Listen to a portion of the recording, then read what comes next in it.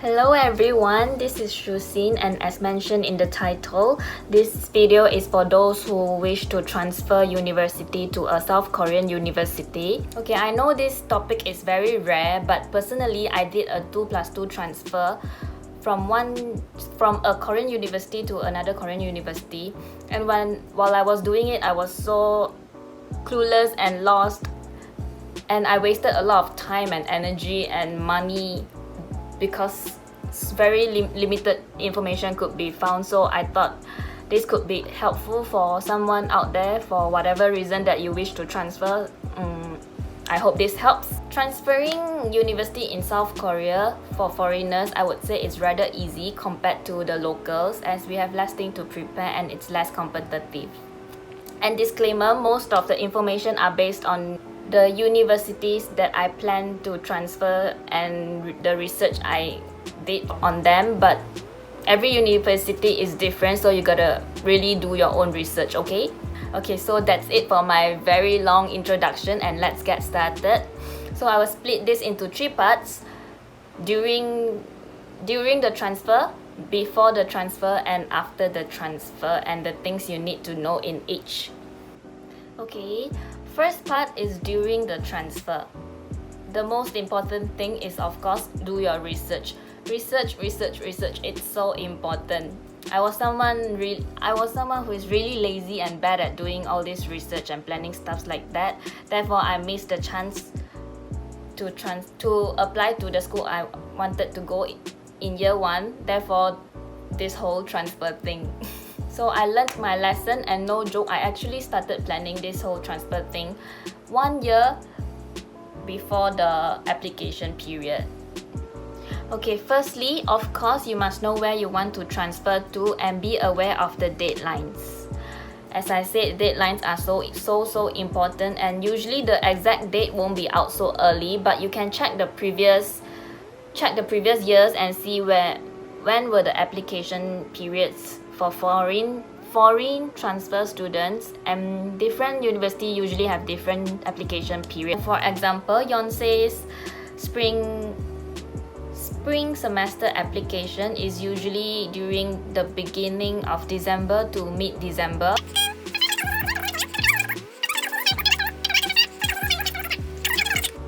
So by being aware of the deadlines, it gives you time to prepare all the things you need and stuffs. You can also contact the university once in a while to keep yourself updated. Then at this point, they will usually send you the previous semester's application guideline for international transfer students, and read every single word in it. And if you don't understand, always ask questions. Don't just assume, okay? The eligibility, credits, requirements, etc. And from my experience, besides calling or visiting the school, if it's not urgent, you can actually try to email the school, and I will explain this later on why email is so important. Okay, as for the eligibility, from what I know, some universities accept 2+2, some accept 1+2 and 2+2. So as I said, every university is different. You gotta do your research, okay? For 2+2, you have to obtain at least half of the credits required for graduation in your old university. So here's the list for the required documents. They are almost the same as when you apply into the first year. It's just that you have to prepare everything all over again, and plus minus some documents. Korea University, your high school transcripts for every year is required, but not for Yonsei. And also the same thing, documents not in English or Korean have to be translated and certified. And also things like your up-to-date transcripts, your proof of completing your first or second year.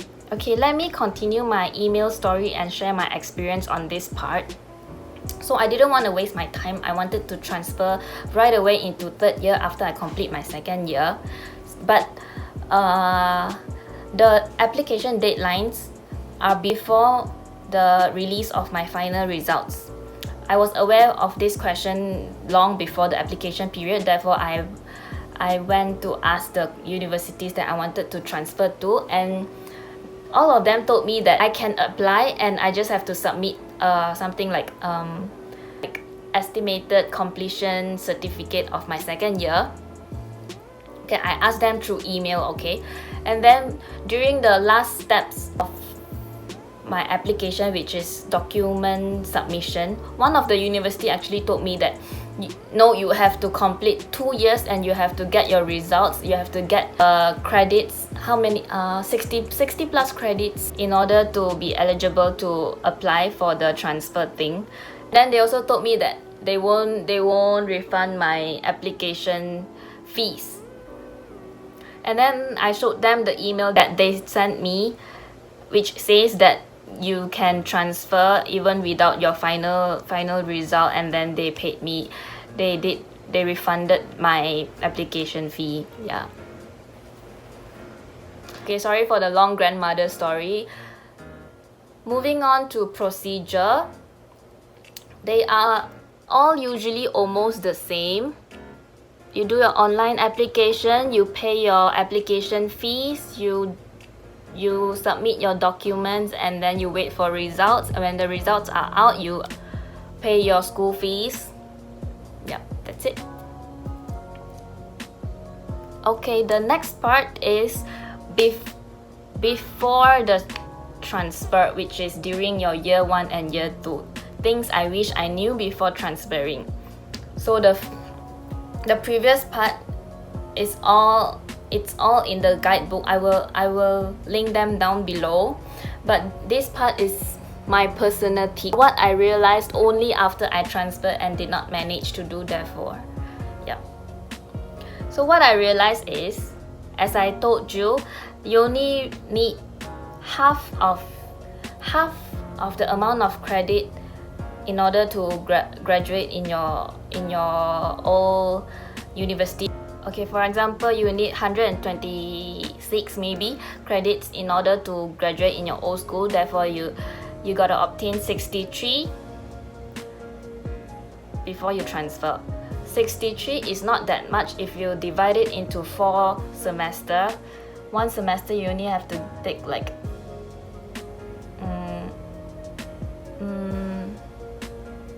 I can't do my math. Okay.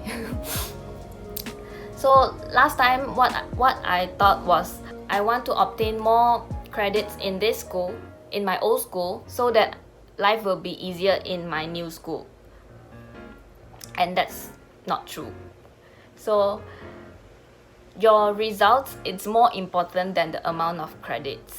That's what I realized after I transfer, because they will only accept a limited amount of your credits. Therefore, I wasted a lot, because I pushed myself so hard. I took like 18 to 21 credits per semester, and most of them are not being accepted in the new school. Okay, so if you can, go to the school you want to apply to, and also the major, check their course catalog, and then when you are in your current school, try to apply to similar course so that you can transfer as many credits as you can, and then do well in those subjects. Get an A plus. And also language exams, TOPIK, TOEIC, TOEFL, IELTS, whatever, is very important. The higher it is, the better it is. Okay, honestly, with good results and high TOPIK score is all you need to transfer, in my opinion. Also, try to be more active in school or outside school. I'm not sure how this is put into consideration, but it definitely helps when you write your personal statement. I had so little to write, so I felt a bit Okay, for the last part after transfer, as in like after the application period. Of course, the most important thing, you have to check your email frequently so that you know that whether you are accepted or not. And then don't forget to pay your fees. Check when to pay the fees and pay your fees.